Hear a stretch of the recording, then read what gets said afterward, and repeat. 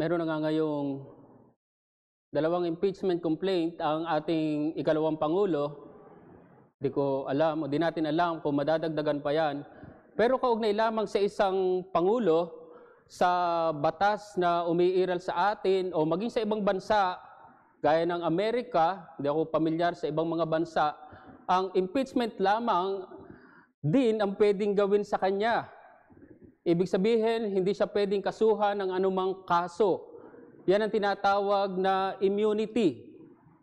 Pwede mo lamang kasuhan o habulin ng batas ang isang kasalukuyang Pangulo, iyon ay matapos ang kanyang termino. At magandang halimbawa, ang ating former President Rodrigo Roa Duterte. At kung ang isang dating Pangulo ay mapatunayang nagkasala, siya ay mananagot sa batas. Pero alam nyo, sa kaso ng mga Kristiyano, hindi ganyan. Kung ang pag-uusapan ay batas ng Diyos, kailanman ay hindi na tayo haharap dito. Kailanman ay hindi na tayo hahabulin ng batas ng Diyos. At iyon ay dahil kay Jesucristo. Malinaw yan sa Roma 8, talatang 1. There is therefore now no condemnation to those who are in Christ Jesus.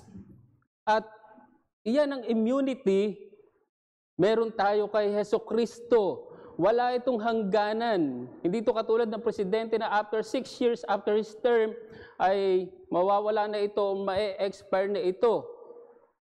Pero pagdating sa disiplina ng Diyos, wala tayong immunity. Bagaman nga hindi na natin mararanasan ang pagpaparusa ng Diyos, pero hindi ng kanyang disiplina. At muli, itong mahalagang maintindihan natin, hindi ito naunawaan ng maraming Kristiyano, pero sa tingin ko ay mahalaga na maunawaan natin ang bagay na ito. Kaya minsan pa, sa ikalawang pagkakataon ng ating mensahe, kaugnay dito, samahan niyo kong buksan ang inyong mga Biblia, sa Aklat ng Mga Awit, Kabanata 118, ang pinaka-teksto lang natin ay, sa katunayan ay huling bahagi lang ng talatang 18. Pero muli, umpisahan natin mula talatang 1 hanggang 4 at tatalon nga tayo sa ating teksto na talatang 18. Mga Awit 18, 118, 1 hanggang 4 at talatang 18. Ito po ang sinasabi ng salita ng Diyos. O magpasalamat kayo sa Panginoon sapagkat siya'y mabuti. Ang kanyang tapat na pag-ibig ay nananatili magpakailanman. Sabihin ngayon ng Israel, ang kanyang tapat na pag-ibig ay nananatili magpakailanman. Sabihin ngayon ng sambahayan ni Aaron, ang kanyang tapat na pag-ibig ay nananatili magpakailanman. Sabihin ngayon ng mga natatakot sa Panginoon, ang kanyang tapat na pag-ibig ay nananatili magpakailanman. Talatang 18, pinarusahan akong mabuti ng Panginoon, ngunit hindi niya ako ibinigay sa kamatayan. Gaya ng nabanggit ko, ito ang pinakahuli sa tinatawag na Egyptian Hallel Psalms na nag-umpisa sa Kabanata 113. Hindi malinaw kung sinong may akda ng awit na ito, kung ito'y awit ni David, obviously nakalagay doon, bagaman may nag-aangkin yan, pero sa akin lamang din ay malaki ang posibilidad na ito ay si King Jehoshaphat. Gayunman, hindi ito mahalaga. Ito'y pwedeng pagdibatihan, hindi siya ganun kahalaga. At ito nga, ipinakita ng salmista na mabuti ang Diyos. Sino man ito na lalaki, siya nasa mataas na katatayuan, marahil isang anghari, ipinakita niya na mabuti ang Diyos, pero marahil ang tanong ay, kailan ba natin nasasabi na mabuti ang Diyos? Ito ba ay sa panahon lamang na maganda ang ating karanasan? Totoo na masasabi natin na mabuti ang Diyos sa mga panahon na yan, pero paano kung hindi maganda ang ating karanasan? Katunayan, mas masasabi mo na mabuti ang Diyos kung dumaan ka sa isang magandang, sa hindi magandang karanasan, marahil sa isang kabigatan, at matapos yun, ay nasabi mo talagang tunay na mabuti ang Diyos. O bagaman hindi mo ito masasabi sa umpisa, sa panahon na dumadaan ka dito, pero kalaunan masasabi mo na tunay na mabuti ang Diyos at ganito ang karanasan ng salmista dito. Bagaman siya ay dumaan sa pagdidisiplina ng Diyos at ang disiplinang iyon ay hindi madali, pero hindi iyon naging lubos. At dahil doon, nakita ng salmista na mabuti ang Diyos. Nasabi niya na mabuti ang Diyos. Dumaan sa mabigat na sinabi niya na pagdisiplina, pero dahil hindi naging lubos, hindi naging sagad, ay nasabi niya na mabuti ang Diyos. Kaya ito ang aking mensahe sa ikalawang pagkakataon. Ang Diyos, bagaman nagdidisiplina, at ang disiplinang iyon ay hindi madali, ngunit hindi lubos. Ang Diyos, bagaman nagdidisiplina, at ang disiplinang iyon ay hindi madali, ngunit hindi lubos. Nabanggit ko nung isang linggo na siguro kung tayo ay didisiplinahin ng Diyos, sana hindi masakit. Sana madali lang. Marahil kung ikaw ay isang batang musmos, nakakita ka ng pamalo ng iyong nanay o tatay, marahil sabihin mo, wag po, or marahil dahan-dahan lamang, wag masyadong masakit. Marami tayong sana. Pero hindi ganyan ang disiplina ng Diyos. Kung minsan at kadalasan pa nga ay masakit yon. Pero sa kabila niyon, hindi pa rin yun lubos. May hangganan yon. Bagaman marahil pakiramdam natin, sobra ang disiplina ng Diyos. Pero hindi totoo yun. May mga bata na parang sobra yung disiplina ni nanay. Marahil sa kanyang kaisipan o pakiramdam lang, pero hindi totoo yun. Ang Diyos sa kanyang pagiging marunong, alam niya ang hangganan ng disiplina sa kanyang mga anak. Yan ang napakaganda sa Diyos. At ganyan kaganda ang ating relasyon sa Diyos. Ngayon, ang tanong na nais kong tingnan natin dito, sa katunayan, dalawang tanong ito. Bakit hindi lubos ang disiplina ng Diyos? Yan ang unang tanong na gusto nating sagutin. At ano ang dapat nating maging tugon dito? So yung dalawang bagay ito, tigisang tanong na may tigisang sagot. So sa tanong na bakit hindi lubos ang disiplina ng Diyos o bakit may hangganan, ang sagot ay iyon ay dahil sa kahabagan ng Diyos. Yun ay dahil sa kahabagan ng Diyos. Ngayon, sa tanong na ano yung dapat nating maging tugon dito, ang sagot naman ay dapat may pagpupuri sa Diyos. Dapat may pagpupuri sa Diyos.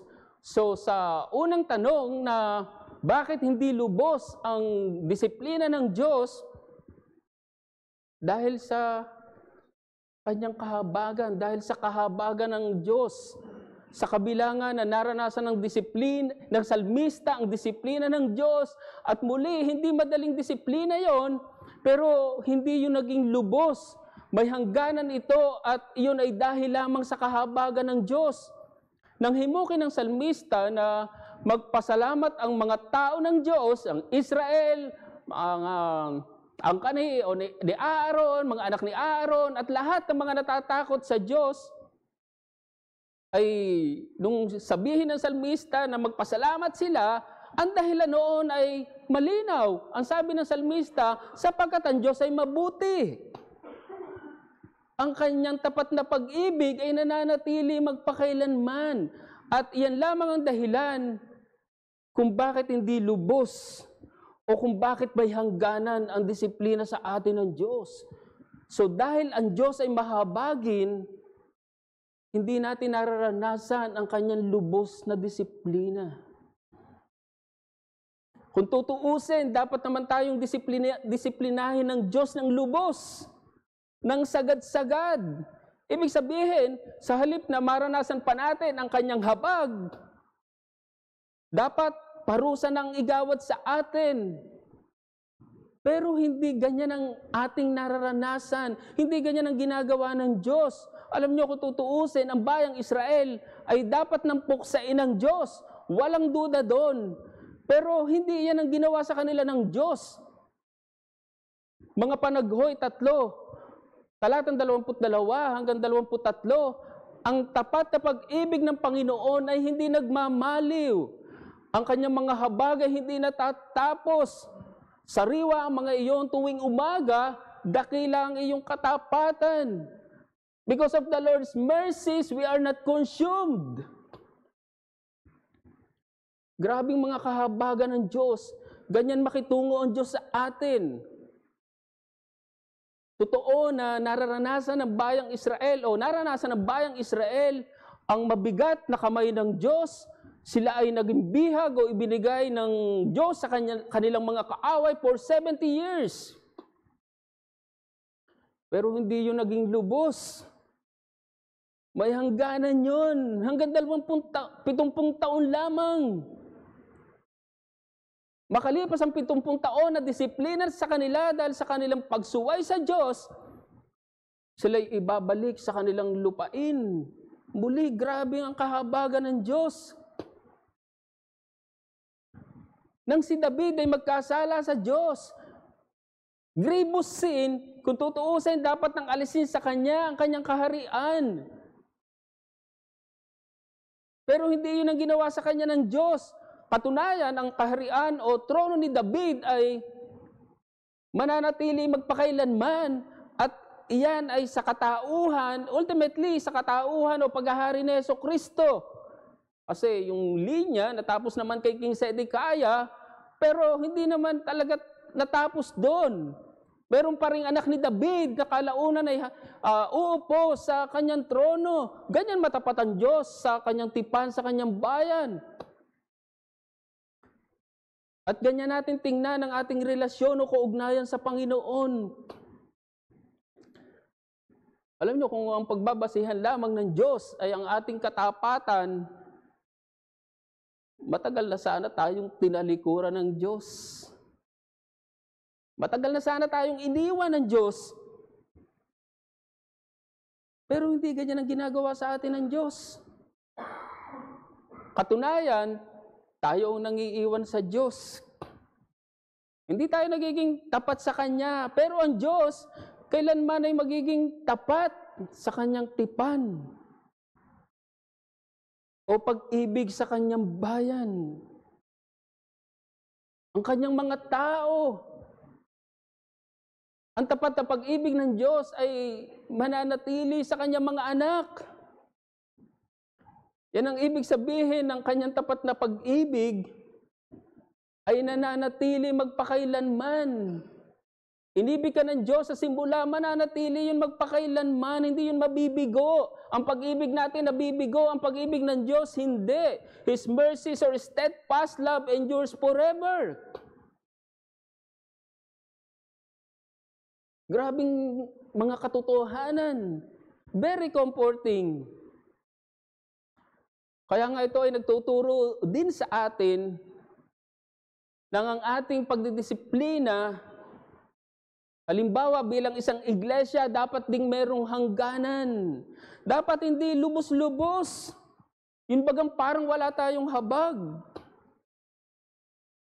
Mahalaga itong mga kapatid sapagkat pwedeng mangyari na parang talo pa natin ng Diyos kung magdisiplina.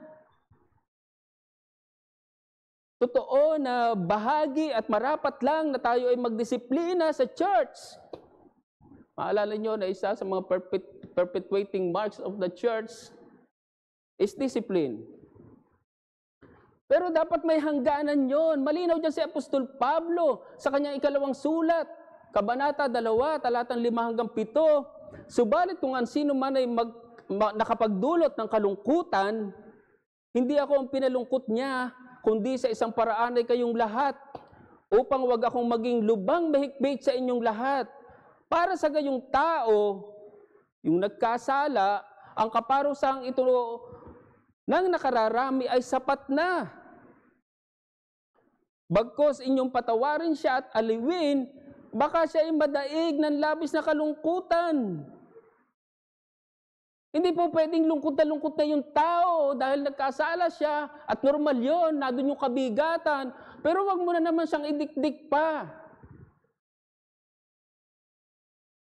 So dyan mapapansin nyo na may hangganan ng disiplina, hindi ito labis-labis. Totoo na mayroong mga iglesia na hindi nagdidisiplina, pero mali naman ang labis na disiplina. At kung minsan dito tayo nagkakamali, kung minsan parang talo pa natin ang Diyos. Sa pagdidisiplina sa anak, isang marahil magandang ilustrasyon sa aminin natin o sa hindi, ay lumalabis tayo dito. Lumalabis tayo sa pagdidisiplina sa ating mga anak. Pero hindi ganun ang disiplina ng Diyos. Kaya naman ang hamon sa atin ay, dahil ang Diyos ay mahabagin, huwag tayong manlupaypay o manghina sa kabila ng disiplina. Sa kabila ng kanyang disiplina. Totoo na kapag tayo dinidisiplina ng Diyos, tila pinanghihinaan tayo ng loob. Yan ay dahil sa bigat ng kanyang kamay. Pero may hangganan yun. Hindi tayo hahayaan ng Diyos na tuluyang malugmok. Mga Hebreo 12:3-6. Isaalang-alang ninyo siya na nagtiis ng kanyang pagsalungat ng mga makasalanan laban sa kanyang sarili, upang kayo wag manghina o manlupaypay. Sa inyong pakikipaglaban sa kasalanan, hindi pa kayo humantong sa pagdanak ng inyong dugo. At nakalimutan na ninyo ang pangaral na sinasabi niya sa inyo bilang mga anak mula sa aklat ng mga Proverbs. Anak ko, huwag mong ipagwalang bahala ang disiplina ng Panginoon. Huwag kang manlupaypay kung ikaw ay sinasaway niya. Sapagkat dinidisiplina ng Panginoon ang kanyang minamahal at pinarurusahan ng bawat itinuturing na anak. So dyan, mapapansin nyo na may hangganan ng disiplina ng Diyos. Bagaman hindi ito madali, pero hindi ito lubos. Grabing encouragement ito sa atin, mga kapatid. Kaya nga hindi rin marapat sa mga anak ng Diyos na parang walang sigla o lakas sa paglilingkod. Yung bang parang may pinagdadaanan ng kabigatan, ay okay lang na hindi maging masigla sa paglilingkod. Hindi. Muli hindi natin sinasabi dito na hindi na tayo nanghihina o nanlulupaypay o hindi na tayo nagdududa sa ating paglilingkod o pananampalataya. Sabi ko nga nung isang linggo, mayabang yung ganong Kristiyano. Pero hindi marapat na itong umiral o mamayani sa atin. Nagpatuloy ang writer ng Hebrews. Ang sabi sa Kabanata 12, talatang 12-13, kaya't itaas ninyo ang mga kamay na nangihina at muling palakasin ang mga tuhod na nanlulupaypay at gumawa kayo ng matuwid na landas para sa inyong mga paa upang huwag balisad ang pilay kundi bagkus ay gumaling. Mapapansin nyo na hindi rin kalooban ng Diyos na tayo tuluyang manghina o manlupaypay sa paglilingkod dahil sa disiplina. Sa kaso ng mga sinulatan na mga mananampalataya sa Hebreo, ay huwag kayong bumalik sa inyong dating buhay o pananampalataya o sa Judaismo. Magpatuloy kayo sa kabila na marahil dinidisiplina kayo ng Diyos. At di ba yun ang pinakalayunin ng disiplina? Ang pagpapanumbalik, ang restoration. Kung walang pagpapanumbalik, dapat walang disiplina. Kung nagdidisiplina ka man, dapat ang nasa isip mo, mapanumbalik siya. At ganyan ang uri ng disiplina sa atin ng Panginoon. Ang Grace Baptist Church of Los Baños for 43 years, marahil dumaan na yan sa maraming disiplina ng Diyos. Sa halos 7 taon, masasabi ko yon, pero marahil kayong mas makakapagsabi noon. Lalo na sa mga matagal ng miyembro ng Grace Baptist Church. Marahil kayo masasabi nyo na dumaan na kayo sa maraming disiplina. Pero marahil ang tanong ay, bakit nananatili ang Grace Baptist Church? Yun ay dahil nananatiling tapat ang Diyos. Hindi dahil matapat ang JBC. Alam nyo, kahit pa ang isang iglesia ay pwedeng hindi magpatuloy. Pero pwedeng magpatuloy ang isang iglesia, yun ay dahil nananatiling tapat ang Diyos sa kanyang iglesia. So, bakit hindi lubos ang disiplina ng Diyos? Yun ay dahil sa kanyang kahabagan. Subalit, pangalawang bagay sa tanong na ano yung dapat nating maging tugon dito, dapat may pagpupuri sa Diyos.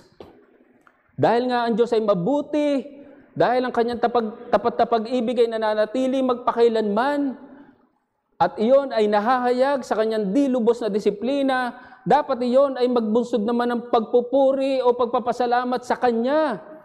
At yan nga ang gustong mangyari ng salmista dito.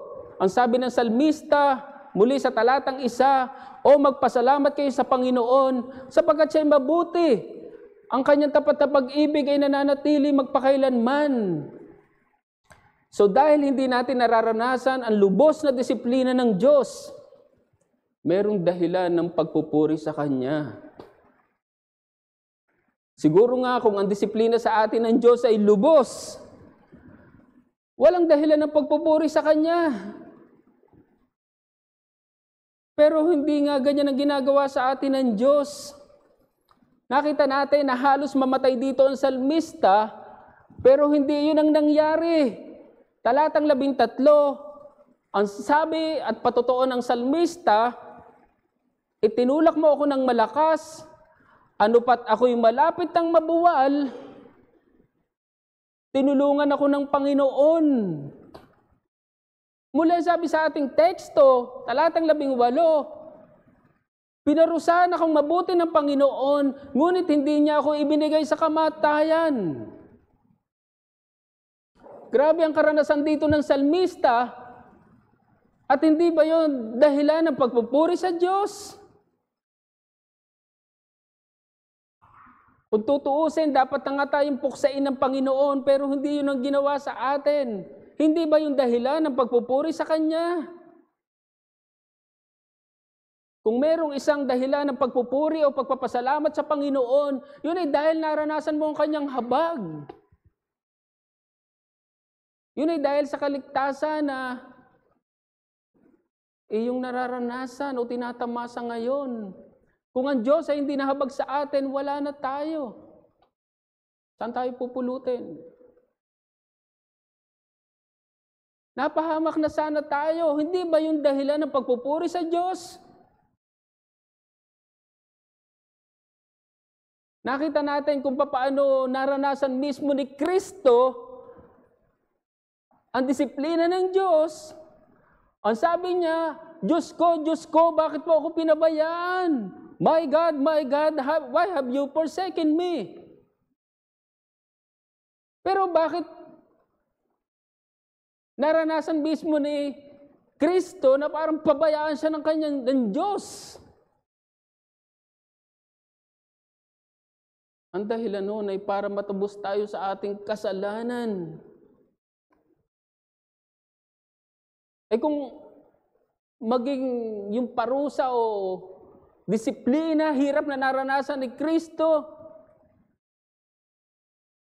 ay hinayaan ng Diyos, hindi ba yung dahilan ng pagpupuri o pagpapasalamat sa Diyos?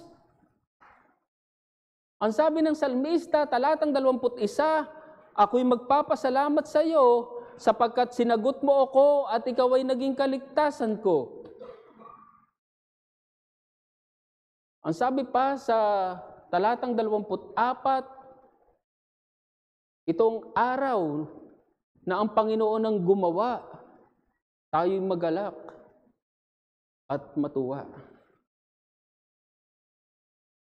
So diyan mapapansin nyo na dahil naranasan ng salmista o ng bayan ng Diyos ang kanyang pagliligtas. Hindi sila ibinigay sa kanilang kaaway, bagaman napapalibutan, hindi sila ibinigay ng tuluyan. Nado ang kanilang pagpupuri o pagpapasalamat sa Diyos. Nado ang pagpupuri at pagpapasalamat ng salmista.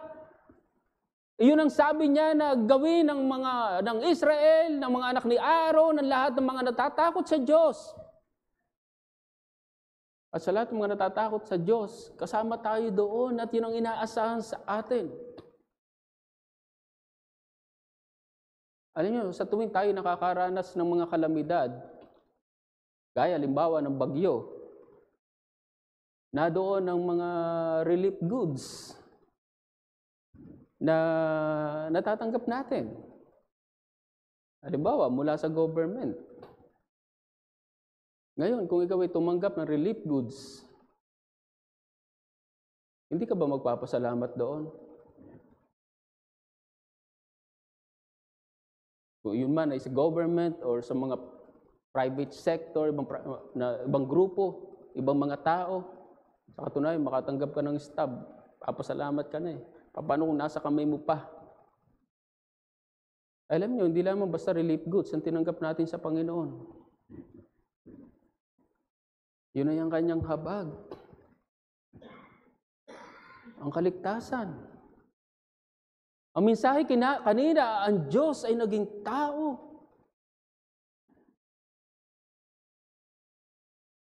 Hindi ba yung dahilan ng pagpupuri sa Diyos? Pero nais kong tawagin ang pansin ng mga hindi pa nararanasan ng habag ng Diyos. Anong dahilan ng inyong pagpupuri o pagpapasalamat sa Diyos? Katunayan, gusto kong sabihin sa inyo, na kung hindi nyo nararanasan ang habag o pagliligtas ng Diyos, wala kayong dahilan ng pagpupuri o pagpapasalamat sa Kanya. Sapagkat kung hindi nyo nararanasan ang habag o pagliligtas ng Diyos, marahil walang dahilan o marahil hindi aapo sa inyong puso ang pagpapasalamat sa Kanya. Marahil magre-rebelde pa nga kayo sa Diyos. Pero ang panalangin ko sa inyo, sana maranasan nyo ang habag o pagliligtas ng Diyos na kay Jesucristo.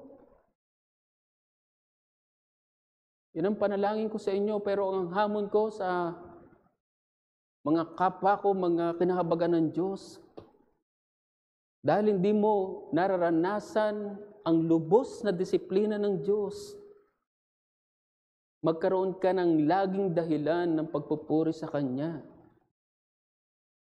Magkaroon ka ng laging dahilan ng pagpapasalamat sa Kanya. Muli ang sabi ng salmista sa kauna-unahang talata, "O magpasalamat kayo sa Panginoon, sapagkat Siya'y mabuti. Ang Kanyang tapat na pag-ibig ay nananatili magpakailanman. At kung mapapansin nyo lamang,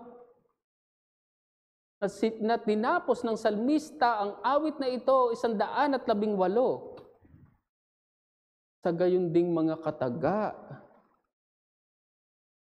Ang sabi sa kahuli-huli ng talata na talatang 29, "O magpasalamat kayo sa Panginoon, sapagkat Siya'y mabuti, sapagkat ang Kanyang tapat na pag-ibig ay nananatili magpakailanman." Gustong ipakita dyan na walang dahilan na hindi tayo magpuri o magpasalamat sa Diyos. Sapagkat Siya'y mabuti. Sapagkat ang Kanyang tapat na pag-ibig ay nananatili magpakailanman. Alam niyo, marahil merong panahon sa ating buhay na parang ang hirap magpuri o magpasalamat sa Diyos. Pero alam niyo mga kapatid, walang dahilan na hindi tayo magpuri o magpasalamat sa Diyos. Yun ay dahil hindi lubos ang disiplina ng Diyos. Yun ay dahil nananatili ang Kanyang tapat na pag-ibig sa atin. Ngayon, marahil may itatanong nyo, sa anong paraan natin pwedeng purihin ng Diyos, pasalamatan ng Diyos?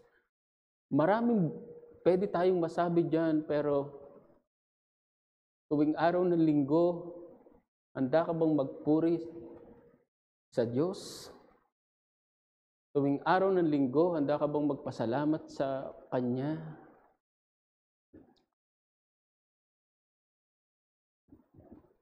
Kung hindi mo magawa na dumako sa bahay panambahan para pasalamatan ng Diyos sa Kanyang ginawa sa iyong buhay, paano mo kinikilala yung ginawa ng Diyos sa iyo? Sa habag na naranasan mo, wala doon yung pagpupuri, wala doon yung pagpapasalamat. Marahil baka nga puno ka pa ng pagrereklamo, hindi ako makakadalo ngayon. Maghahanap buhay na lang muna ako. Ngayon lang, linggo. Hindi mo na ako dadalo dahil wala ako sa mood. Walang pagpupuri o pagpapasalamat sa Diyos ang ganyang mga kaisipan at damdamin. Mga kapatid, walang dahilan para sa isang kinahabagan ng Diyos na hindi magpuri o magpasalamat sa Kanya. Siguro kung ikaw ay pinanganak na or halos ang buong buhay mo ay wala kang nakikita, buong buhay mo ay bulag ka, siguro parang ang hirap magpuri o magpasalamat sa Diyos. Siguro parang wala ka ng dahilan na magpuri o magpasalamat sa Diyos, pero hindi si Fanny Crosby.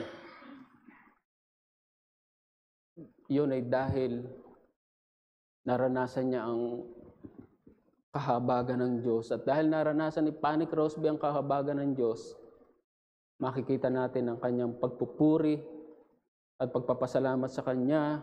At ito yung diwa ng himno na ating aawitin bilang tugon na kinatha ni Fanny Crosby na purihin ng Diyos mula sa himnong sa English na pamagat, "To God be the glory." Ang sabi sa unang verse, purihin ang Diyos sa Kanyang ginawa at iniligtas tayong nawawala. Sinugo si Jesus na Kanyang anak upang sa sala tayo'y maligtas. Awitin natin bilang tugon, purihin ang Diyos. Magwakas po tayo sa panalangin, mga kapatid. O dakilan naming Diyos, aming mahabaging Ama, tunay na nagpupuri kami at nagpapasalamat sa iyo, Panginoon, dahil sa iyong ginawa sa aming mga buhay. Tunay na kami ay karapat-dapat na puksain, ibigay sa kaaway, mapahamak doon sa pangwalang hanggang kaparusahan. Ngunit hindi ganito ang ginawa niyo sa aming mga buhay. Ino'y dahil sa iyong nananatiling tapat na pag-ibig sa amin. Salamat sa katotohanan ito, Panginoon, at nawa nga ay ito'y magbunsod sa amin ang tunay na pagpupuri at pagpapasalamat sa iyo, sapagkat kami nga ay hindi karapat-dapat sa kaligtasan na aming tinatamasa ngayon, dahil kami ay mga masuwayin, mga pusakal, mga makasalanan, ngunit kami nga ay iyong kinahabagan. Salamat sa ginawa ng aming Panginoong Kristo sa aming mga buhay, at nawa nga ay tunay na kami ay punuin niyo ng pagpapasalamat, pagpupuri sa aming mga puso, gaya ng nakita namin at hamon ng salmista sa iyong bayan na sila'y magpasalamat sa iyo. Panginoon, naway patuloy niyo nga kaming kahabagan. Alam niyo ang aming mga kahinaan. Kung minsan ay nadoon na kami ay halos ayaw nang magpatuloy sa paglilingkod dahil sa mga kabigatan na aming nararanasan. Kita namin kung gaano ka naging matapat sa iglesia sa mahigit 40 taon.